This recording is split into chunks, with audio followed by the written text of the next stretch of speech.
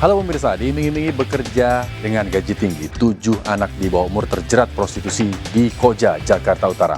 Pelaku pasangan suami istri sengaja mencari anak putus sekolah ke sejumlah daerah. Saya Rizky Hasan, kita jumpa lagi di program Berita Kriminal. Bersama kita akan mengungkap dunia kejahatan dengan berbagai laporan kriminal dalam Sergap.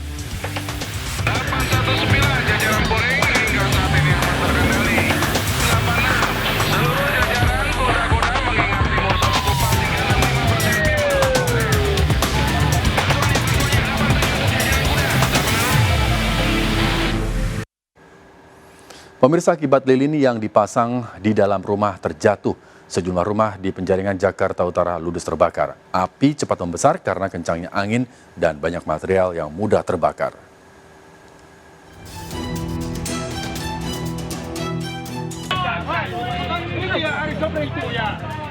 Kobaran api membakar sejumlah rumah di kawasan Muara Baru, Penjaringan, Jakarta Utara.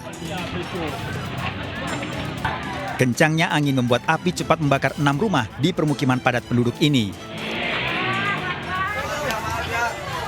Bersama warga, petugas berupaya memadamkan api. Diduga api berasal dari lilin yang terjatuh saat dinyalakan di salah satu rumah hingga menyambar seluruh bangunan. Itu awalnya dari lilin. Demikian. Ada berapa rumah Bang terbakar Bang?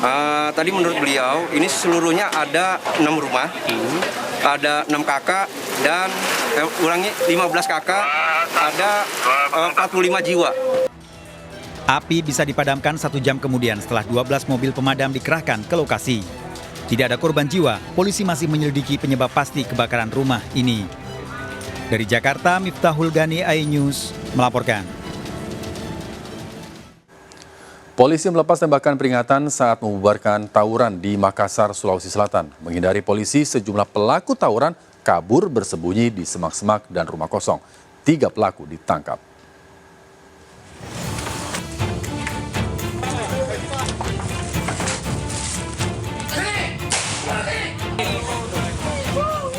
Polisi membubarkan tawuran dan mengejar sejumlah pelaku yang melarikan diri ke gang kecil di Jalan Salemba, Kota Makassar, Sulawesi Selatan.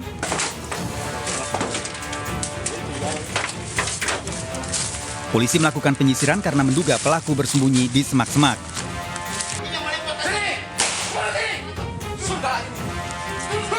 Tembakan peringatan dilepaskan saat polisi mengetahui 3 remaja bersembunyi di sebuah rumah kosong.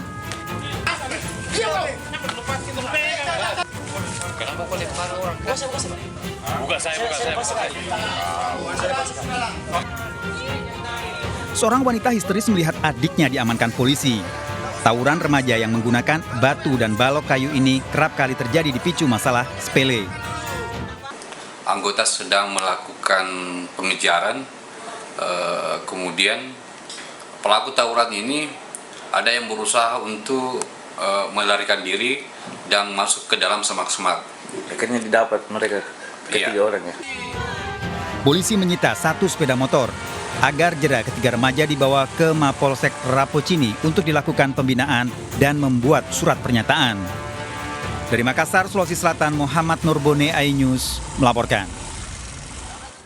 Tawuran warga di Kota Palopo, Sulawesi Selatan menewaskan seorang mahasiswa terkena senjata tajam. Polisi berupaya menenangkan warga agar membubarkan diri. Tawuran diduga dipicu aksi balas dendam.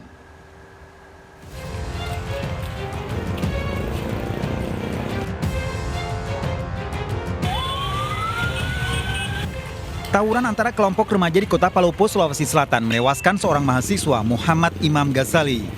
Korban warga Jalan Carede ini tewas bersimbah darah akibat terkena senjata tajam.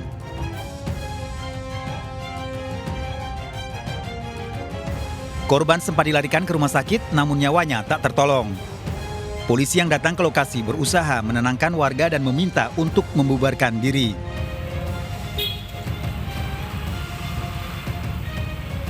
Belum diketahui penyebab tawuran, namun diduga merupakan aksi balas dendam. Polisi telah memeriksa sejumlah saksi dan mengumpulkan barang bukti untuk mengungkap pelaku tawuran yang menewaskan korban.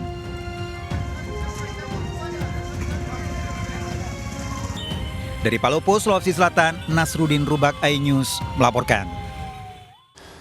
Pemirsa, 9 warga negara asing di Jakarta Barat ditangkap polisi karena melakukan penyerangan pada anggota polisi Polda Metro Jaya. Para pelaku mengeroyok polisi yang sedang melakukan penyelidikan kasus di sebuah apartemen.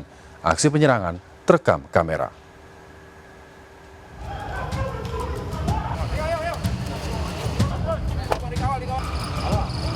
Dari rekaman kamera ini, 9 warga negara asing mengeroyok 3 anggota polisi di halaman parkir sebuah apartemen di wilayah Jakarta Barat.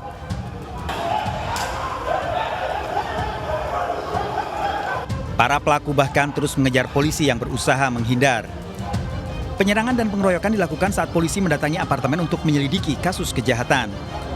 Warga yang tinggal di apartemen berupaya melerai pengeroyokan. 9 orang pelaku penyerangan diamankan polisi gabungan tim dari Polsek Cengkareng dan Polda Metro Jaya. Di sini juga ada anggota dari Polda Metro Jaya yang sedang melakukan penangkapan dugaan suatu tindak pidana. Kurang lebih ada 3-4 orang. Dari anggota polisi? Ya, sebagian dari anggota polisi. Paspor yang kita dapatkan mereka adalah WNA. Dari mana? Untuk sementara kami belum bisa pastikan dari WNA mana. Ada berapa jumlah pelaku yang diamankan? Kami amankan sampai saat ini kurang lebih atau kami amankan 9 orang. 9 orang pelaku pengeroyokan kini masih menjalani pemeriksaan di kantor polisi untuk mengetahui motif penyerangan. Dari Jakarta, Miftahul Gani, iNews melaporkan. 8 orang ditahan diduga terlibat pengadangan dan pengambilan paksa jenazah pasien positif corona dari mobil ambulans. Aksi pengambilan paksa jenazah ini terekam video amatir warga.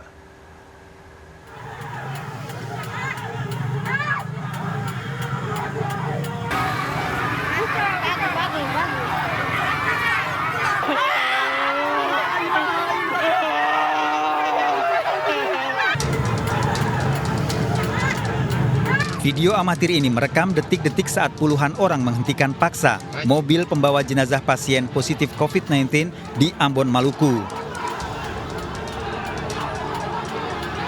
Jumlah massa yang banyak saat mengadang mobil ambulans di Jalan Jenderal Sudirman membuat petugas tak berdaya. Massa lalu mengambil peti jenazah dan langsung ke rumah duka yang lokasinya tak jauh dari lokasi kejadian. Setelah dilakukan mediasi dan penjelasan, keluarga pasien merelakan pemakaman dilakukan dengan protap pasien corona di kawasan Warasia, Batu Merah, Kota Ambon.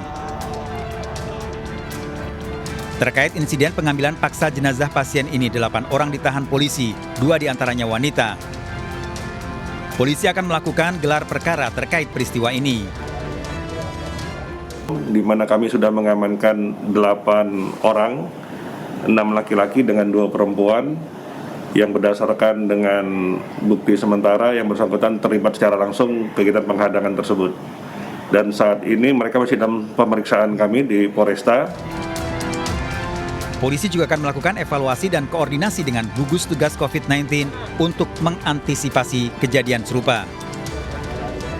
Dari Kota Ambon, Maluku, Fandi Watimena, iNews melaporkan. Pemirsa, kantor Polres Ogan Komering Ilir, Sumatera Selatan diserang oleh seorang residivis. Pelaku mendatangi kantor Polres dengan mobil dan menyerang polisi yang sedang bertugas.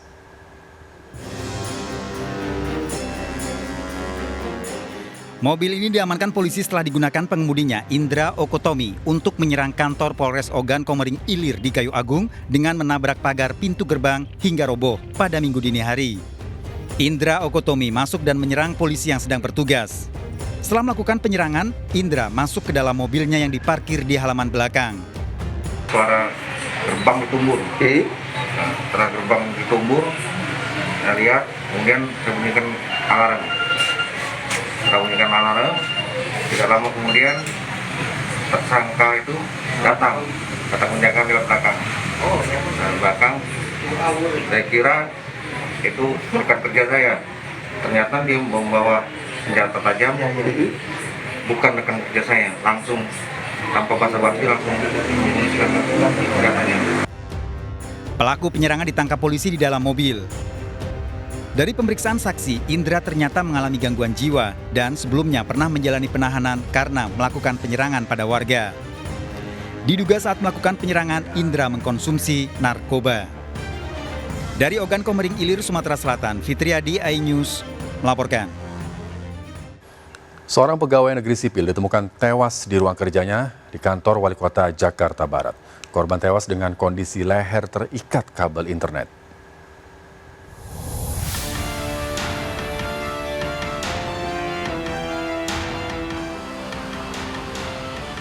Suhartono, seorang pegawai negeri sipil, ditemukan tewas di gudang parkiran mobil P2B kantor Wali Kota Jakarta Barat di Jalan Kembangan Raya, Jakarta.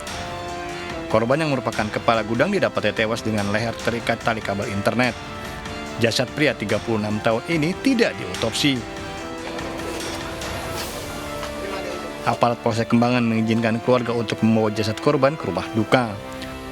Kaget nggak Pak dengar korban meninggal dunia Pak? Ya saya pribadi terus terang aja kaget Pak. Masa kan saya juga nggak dengar sakit. Dengar sakitnya itu udah lama, udah sembuh lah setahu saya begitu. Usai disolatkan, jenazah korban langsung dibawa ke Wates Kulon Progo, Yogyakarta untuk dimakamkan. Korban meninggalkan seorang istri dan 2 anak. Dari Jakarta, Miftahul Gani, iNews melaporkan. Sebuah mobil tercebur di sebuah parit kawasan Kelapa Gading, Jakarta Utara. Diduga wanita pengemudi mobil tak mampu mengendalikan laju mobil saat belajar mengemudi.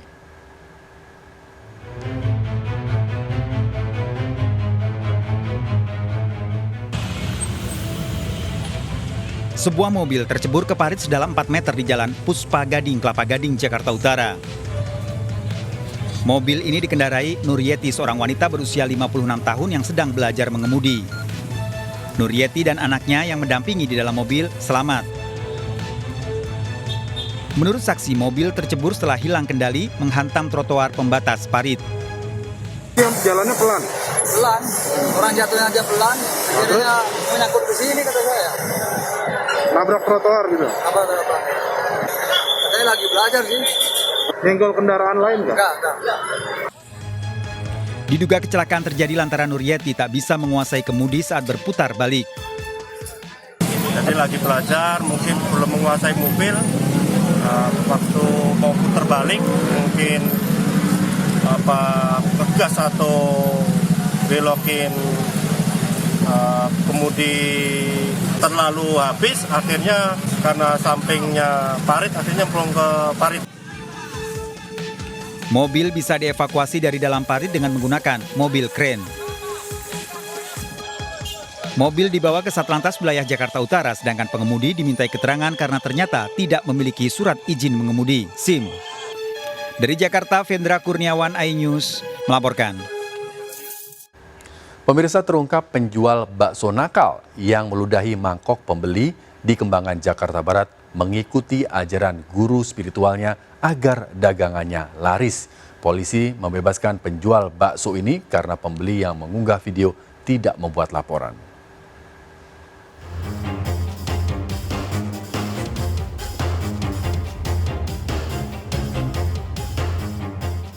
Video yang merekam perlakuan ganjil tukang bakso yang meludahi mangkok pembelinya di Meruya Selatan, Kembangan, Jakarta Barat sempat meresahkan warga. Setelah dimediasi antara pembeli dan tukang bakso, sepakat untuk tidak memperpanjang permasalahan. Pembeli bakso yang mengunggah video tersebut tidak membuat laporan ke polisi. Menurut keterangan polisi, tukang bakso meludahi mangkok pembeli karena motif gendam agar dagangannya laris. Berdasarkan penyelidikan, pemeriksaan, memang belum ditemukan unsur pidana. Kita wawancara dengan korban, bahwasanya korban hanya men-share video yang ada di CCTV dalam rumahnya untuk dibagikan kepada warga lain sebagai pengalamannya agar kejadian itu tidak dialami oleh warga lainnya. Cuman buat ngasih tahu warga sekitar aja, buat kalau mau jajan buat waspada aja sih. Iya.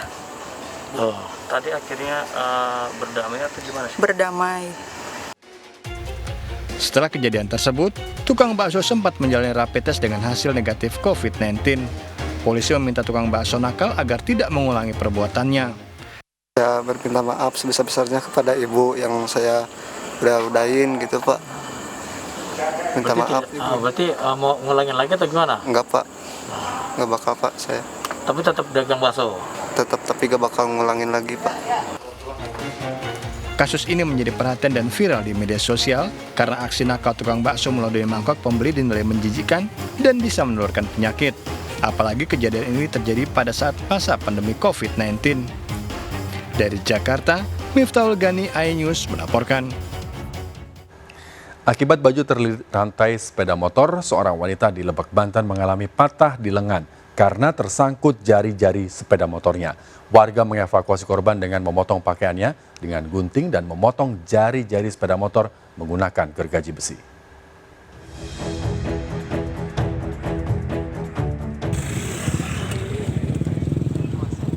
Dalam video amatir terlihat warga berusaha menolong seorang wanita yang terjatuh dari motor hingga sebagian tangannya masuk ke jari-jari sepeda motor. Warga memotong pakaian korban dengan gunting dan memotong jari-jari sepeda motor menggunakan gergaji besi.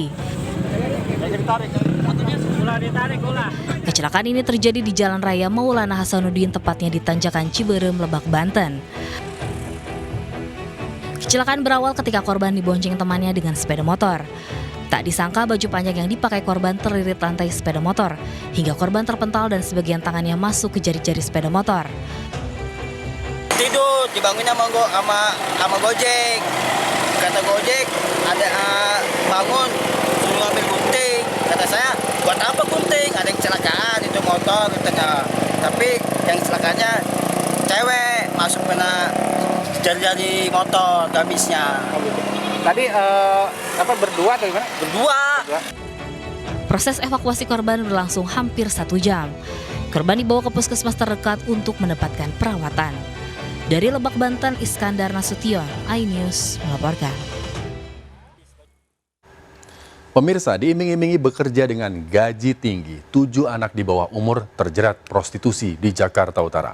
Pelaku merupakan pasangan suami istri yang sengaja mencari anak putus sekolah ke sejumlah daerah. Para korban ditawarkan pada pelanggan melalui media sosial.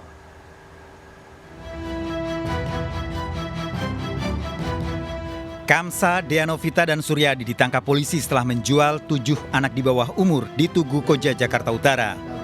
Kamsa dan Deanovia merupakan pasangan suami istri, sementara Suryadi ikut menawarkan para korban pada pria pelanggan prostitusi anak di bawah umur.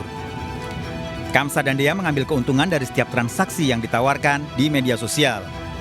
Para korban yang berusia 14 hingga 16 tahun tinggal di rumah kos yang juga digunakan untuk praktik prostitusi. Para korban datang ke Jakarta setelah diajak Kamsa dan Dea karena dijanjikan bekerja. Korban bahkan pergi tanpa seizin orang tua. Ke kampung halaman mereka di daerah Cianjur sana dengan mengatakan bahwa mereka ini nanti akan dipekerjakan di restoran di Jakarta dengan gaji yang cukup tinggi. Kali transaksi mendapat imbalan atau fee 50.000 sampai 100.000. Mami dan papinya ini dapat 50 sampai 100 ya antara 200 sampai 300.000. Praktik prostitusi ini terungkap dari laporan warga yang curiga dengan kedatangan sejumlah pria ke rumah kos. Para korban kini masih menjalani pemulihan psikologis karena trauma, sementara para tersangka terancam hukuman 15 tahun penjara, dijerat pidana perdagangan orang. Dari Jakarta, Vendra Kurniawan, iNews melaporkan. Nekat memperkosa bibinya, seorang pria di Nias, Sumatera Utara tewas dibunuh pamannya. Korban kepergok memperkosa istri pamannya di perkebunan. Pelaku yang tidak terima menyerang keponakannya dengan senjata tajam.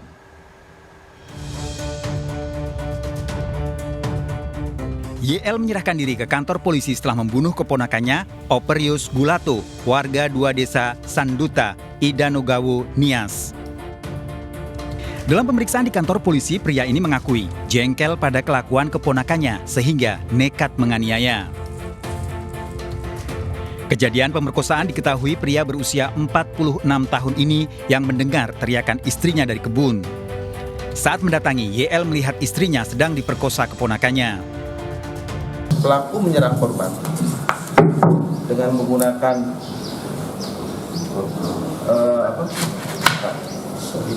parangnya ini, ya, ditangkis dengan korban menggunakan tombak, ya, sehingga terbelah. Posisinya pelaku ini seperti ini, kita seperti ini.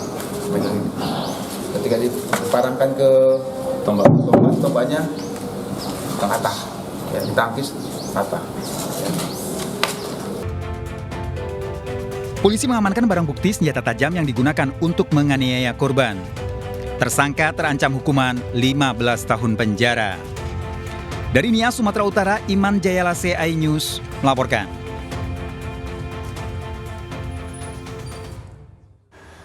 Seorang pedagang tewas ditembak pelaku begal disaksikan istri korban yang ada di boncengan motor. Pelaku merampas sepeda motor korban. Informasi selengkapnya akan kami hadirkan untuk Anda. Tetaplah bersama kami dalam Sergap.